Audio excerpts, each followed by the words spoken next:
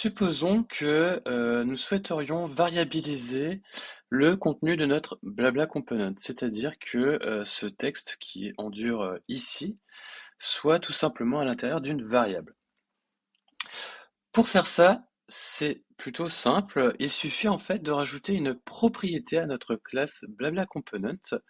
On pourrait très bien appeler cette propriété blabla, donc qui serait de type string et qui contiendrait aujourd'hui blabla.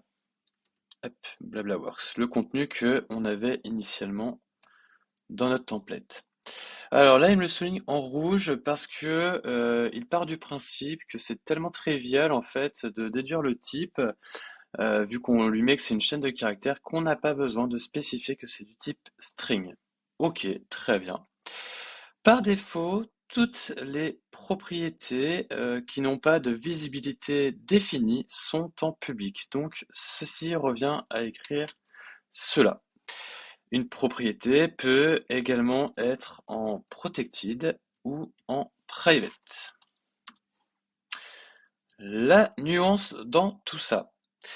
Private ne sera accessible que entre ces deux accolades, donc absolument pas dans le template. Elle pourrait être utilisée dans toutes les méthodes de la classe, mais ça s'arrête là. En protected, c'est exactement comme en private. La nuance, c'est qu'on pourra y accéder également dans le template, mais qu'on ne pourra pas y accéder de l'extérieur de tout le composant.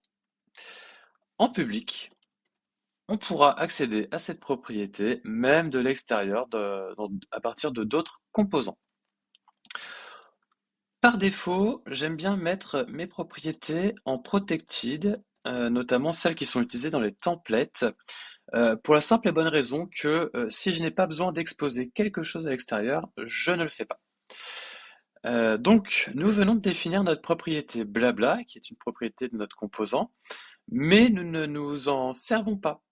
Pour se servir d'une variable dans un template Angular, il suffit d'utiliser ce que l'on appelle l'interpolation. C'est tout simplement les doubles accolades comme ça qui permet d'afficher finalement un peu de TypeScript dans le template Angular. Quand je dis un peu de TypeScript, c'est quand même très limité. En l'occurrence, on peut afficher une variable, on peut faire du ternaire si on le souhaite. Ok, on peut faire des opérations assez élémentaires, mais on va pas pouvoir non plus tout coder le TypeScript dans le template et en même temps, c'est absolument pas ce qu'on veut parce que c'est pas sa place.